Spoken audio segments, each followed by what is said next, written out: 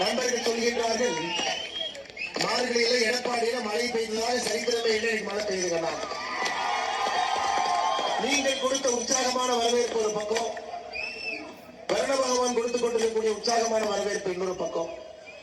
எல்லாவற்றையும் தாண்டி தமிழகத்தில் ஜூலை 28ஆம் தேதி ராமேஸ்வரத்தில் ஆரம்பித்த நம்முடைய எண்மண் எண்மக்கள் பயணம் 134 தொகுதிகளை தாண்டி 135வது தொகுதியாக எடப்பாடி சட்டப்பேரவை தொகுதிக்கு வந்திருக்கிறோம்.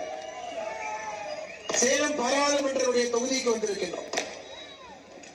உங்களை எல்லாம் பார்க்கும் பொழுது நிச்சயமாக நமக்கு ஒரு விஷயம் தெரிகிறது, மாற்றத்திற்கு எந்த அளவுக்கு நீங்கள் தயாராக இருக்கின்றீர்கள்.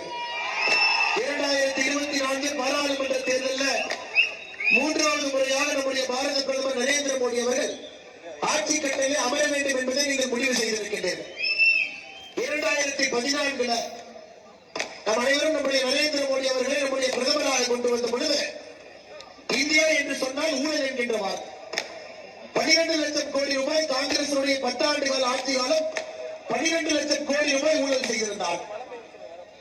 அலவரிசை காட்டிலிருந்து ஆரம்பித்து நிலக்கரி சுரங்க ஊழல் இருந்து, ஹெலிகாப்டர் ஊழல் இருந்து, காமன்வெல்த் கேம்ஸ் போட்டி ஊழல் இருந்து 12 லட்சம் கோடி ரூபாய் ஊழல் அந்த 10 ஆண்டுகள்ல யூபிஏ 1 யூபிஏ 2 அரசும் சேர்ந்து நடத்தி காட்டியிருந்தார்.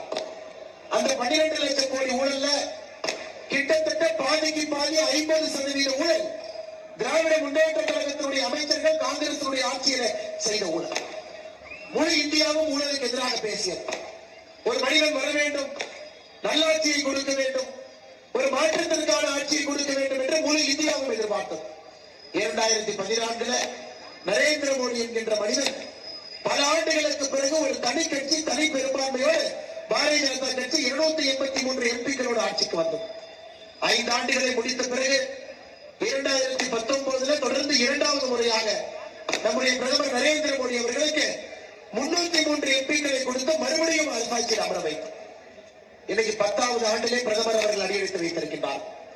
2024 3வது முறையாக நம்முடைய பாரத பிரதமர் நரேந்திர மோடி அவர்கள் ஆட்சி கட்டளை அமர வைப்பதற்கான தேர்தல் இன்னும் ஒரு 60 நாட்களில் வர இருக்கிறது. நம் அனைவருக்கும் தெரியும், இந்த முறை நம்முடைய பிரதமர் நரேந்திர மோடி அவர்கள் தான் திரும்ப ஆட்சி அமைக்க போறாங்க. எல்லாத்துக்குமே தெரியும், ஒரு சிறு குழந்தைக்கு கூட தெரியும். காஷ்மீரில் இருந்து குமரிமுனை வரை அனைவருக்கும் தெரிந்த ஒரு விஷயம், பிரதமர் மோடி அவர்கள் மறுபடியும் ஆட்சிக்கு வர்றாங்க. 400 எம்பிக்களோடு வருகின்றார்களா, 450 எம்பிக்களோடு வருகின்றார்கள் என்பது மட்டும்தான் நமக்கு தெரியாது.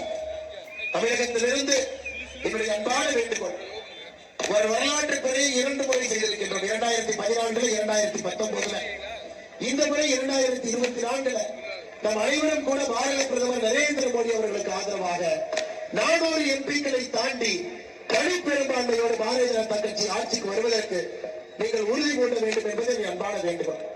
அதிகமாக நேரம் எடுத்துக் கொள்ள விரும்பலைங்க, மழை வருது.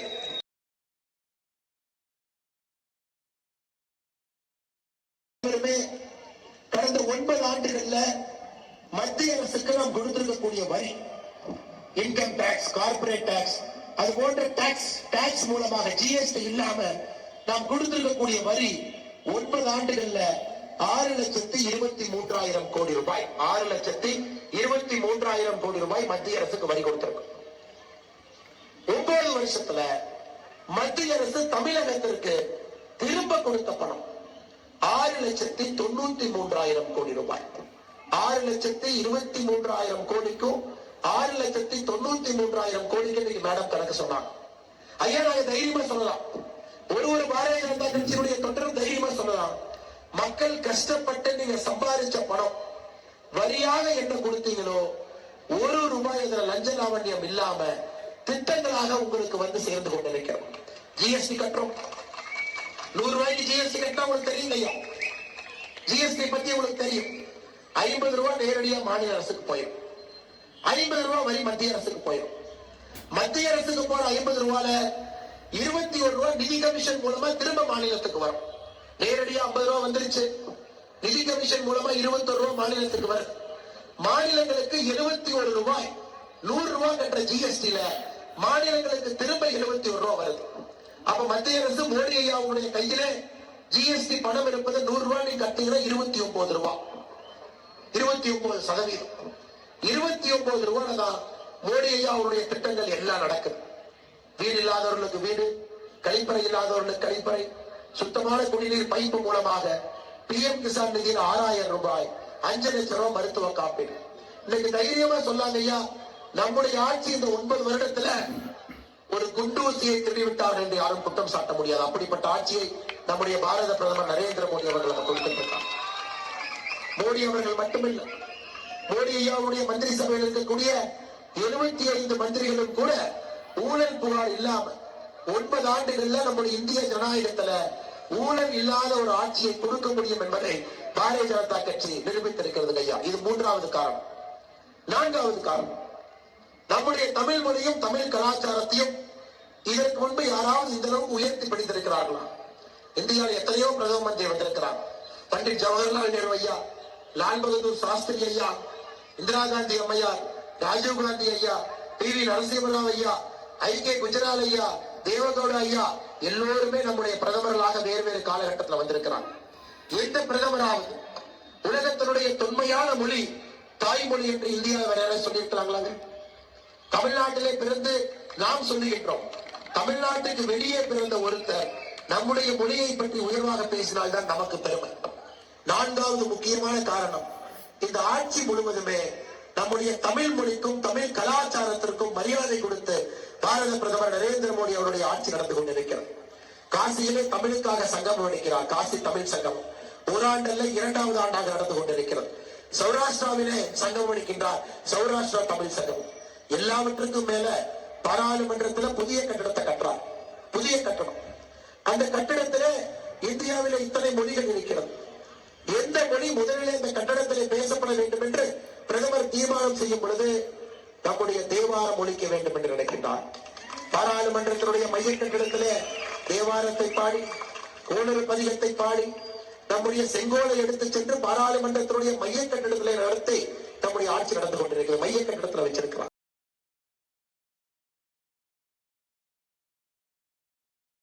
யாவரும் கேட்டிருக்கிறார். திருக்குறளை உலகத்தினுடைய 100 மொழியிலே மொழிபெயர்க்க வேண்டும் என்று சொல்லுகின்றார்.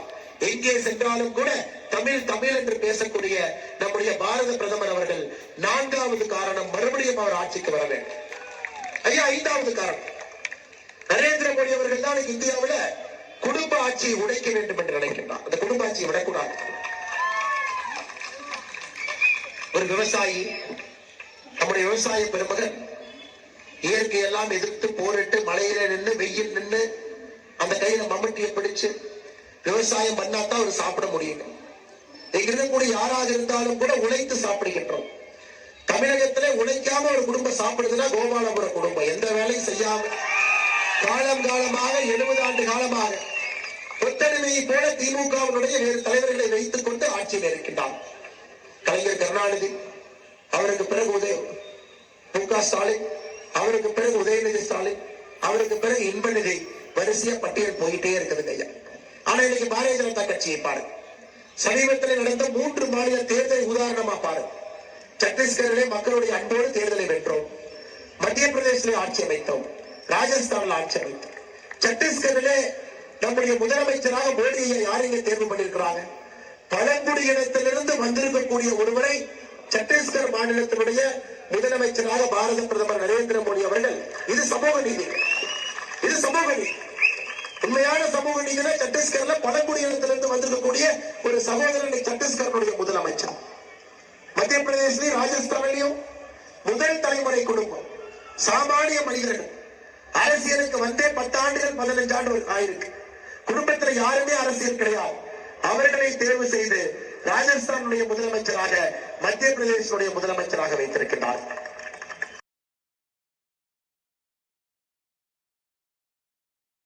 ஜாதியத்தான் நம்பர்.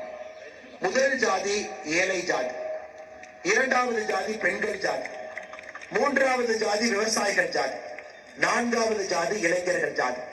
பிரதமர் அவர்கள் நம்பக்கூடிய ஜாதி என்பது 4 ஜாதி மட்டும்தான். இதுல ஏழை ஜாதி என்கின்ற ஜாதி இருக்கக்கூடாது என்று பாரத பிரதமர் நரேந்திர மோடி அவர்கள் நினைக்கின்றார். ஏழை என்கின்ற வார்த்தை இந்தியாவில் இருக்கக்கூடாது. எல்லா திட்டங்களையும் கொண்டு வரும். அவர்களுக்கு என்ன வேணுமோ நேரடியாக அவர்கள் கொண்டு வந்து சேர்த்து இளைஞர் ஜாதி, விவசாய ஜாதி, பெண்கள் ஜாதியை ஊக்குவிக்கணும்.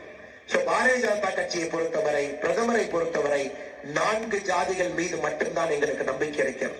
இந்த 4 ஜாதிகளுக்கு வேலை செய்ய வேண்டும் என்கின்ற உத்தரவை மட்டும்தான் பாரத பிரதமர் நரேந்திர மோடி அவர்கள் நமக்கு அளிச்சிருக்கிறார். நம்முடைய முதலமைச்சர் ஸ்டாலின் அவர்கள் ஆட்சிக்கு வரும் பொழுது தமிழகத்தை நம்பர் 1 மாத்திரன்னு சொன்னார். நீங்க எல்லாம் கவனிச்சிருப்பீங்க. எனக்கு அப்பவே பயம். ஏன்னா நம்முடைய முதலமைச்சருக்கு அப்பப்ப குடியரசு தினத்திற்கும் சுதந்திர தினத்திற்குமே ஒரு கன்ஃபியூஷன் வந்து நம்பர் 1 எதை மாத்த போறாரு பயந்துகிட்டு இருந்தோம். நினைத்ததை போல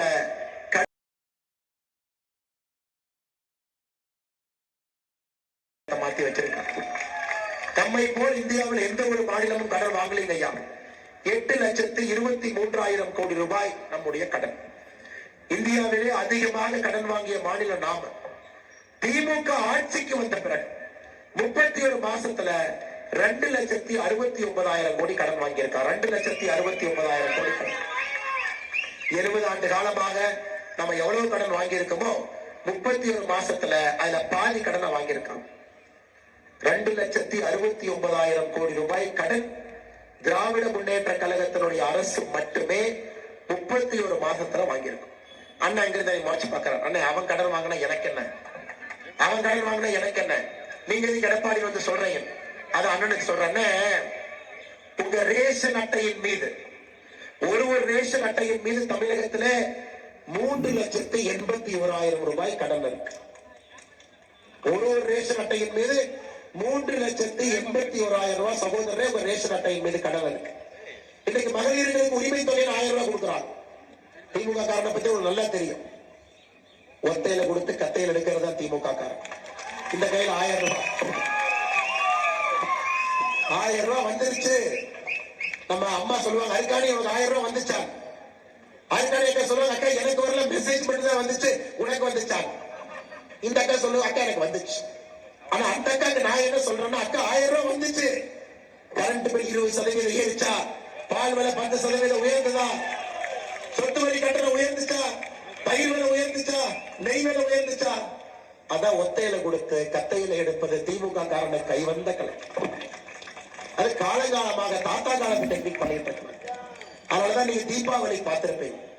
பெரிய பெரிய சூப்பர் ஸ்டார் படம் எல்லாம் தமிழகத்துல ஓடுச்சுன்னா நம்ம ஆர்வம் பார்ப்போம். 100 கோடி ரூபாய் எப்ப வசூல் ஆகும்? 10 நாள் ஆகுமா, 15 நாள் ஆகுமா, இந்த நடிகருக்கு ஆகுமா, அந்த நடிகருக்கு ஆகுமா? எல்லா நடிகர்களையும் முந்தியடிச்சு தீபாவளிக்கு அதுக்கு முன்னாடி நாள் நம்முடைய டாஸ்மார்க்கு 469 கோடி ரூபாய் வசூல் பண்ணாங்க. சூப்பர் ஸ்டார் நடிச்சா கூட ஒரு 10 நாள் வேணுங்க 100 கோடியை தொடர்ந்து. 2 நாட்கள் தீபாவளிக்கு முன்னாடி நாள் 2 நாள்ல 469 கோடி ரூபாய் தமிழக டாஸ்மாக் வருமானம். இதுல இருந்தே உங்களுக்கு தெரியும், போன வருஷம் 44,000 கோடி ரூபாய் வருமானம். எதுக்குங்க திமுக டாஸ்மாக் நடத்துறாரு? கரெக்டா பதில் சொல்லுங்க தலைவா, நீங்க சொல்லுங்க. கடை வேண்டாம், அப்படி எதுக்கு நடத்துறான் தலைவா? திமுகவுடைய வட்ட செயலாளருக்கு கமிஷன் கொடுக்க, டாஸ்மாக் பக்கத்தில் இருக்கிற பார்ல இன்னொரு திமுக காரன் முட்டை கான்ட்ராக்ட் எடுக்கிறக்க, ஜெகத் ரட்சகனுடைய சாராய ஆலையில் உற்பத்தி ஆகக்கூடிய சாராயத்தை விற்க, டிஆர் பால் அவருடைய சாராய ஆலையில உற்பத்தி ஆகக்கூடிய சாராயத்தை விற்க, இதுக்கு மட்டும்தாங்க டாஸ்மாக் இருக்கு.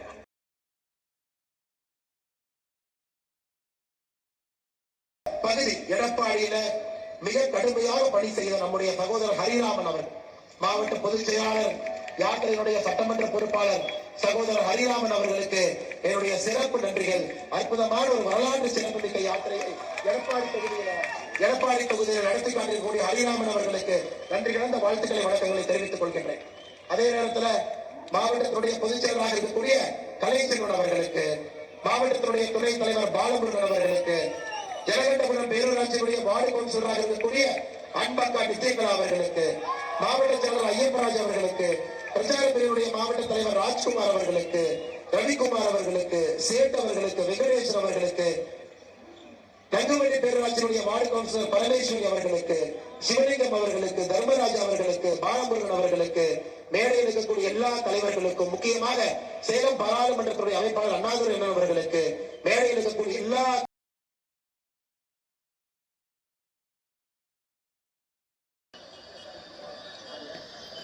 சாலை ஓர கடன் திட்டத்தின் கீழ் கடன் பெற்றிருக்கக்கூடிய திருமதி ராதா அவர்கள். என்னமா கடை வச்சிருக்கீங்க?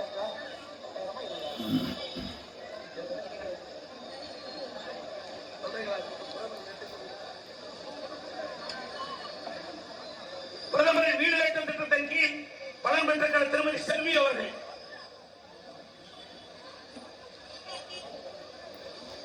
பிரதமரின் மருத்துவ காப்பீட்டு திட்டத்தின் மூலம் ரூபாய் 5 லட்சம் பெற்றிருக்கக்கூடிய பயனாளி திவ்யா அவர்களும் அவருடைய புதல்வனும். இவருக்கு தான் காப்பீடு.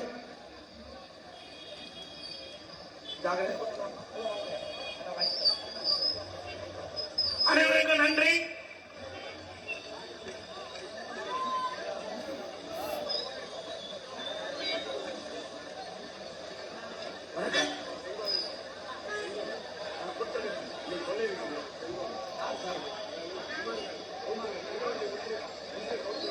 நங்கவெளி ஒன்றிய கவுன்சிலர் குமார் அவர்கள் 2026 பாரதிய ஜனதா கட்சியுடைய ஆட்சி அமைந்து நம்முடைய அண்ணாமலை அவர்கள் முதலமைச்சராகிட வேண்டும் என்பதற்காக செங்கோலை வழங்குகிறார்.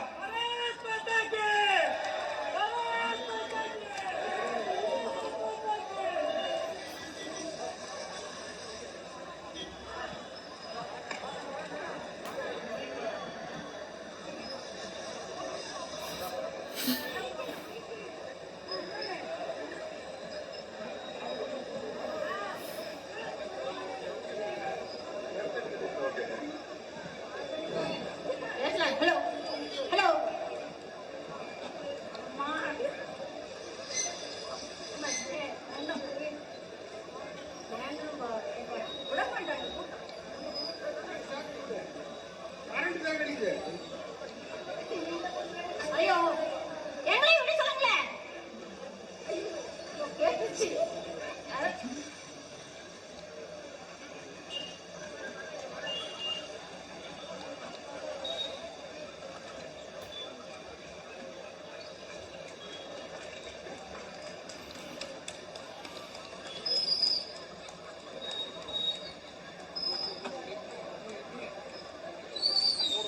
நன்றி. இந்த காணொளி பிடிச்சிருந்ததுன்னா லைக் பண்ணுங்கள், சப்ஸ்கிரைப் பண்ணலாம் சப்ஸ்கிரைப் பண்ணுங்கள், ஷேர் பண்ணுங்கள். வணக்கம்.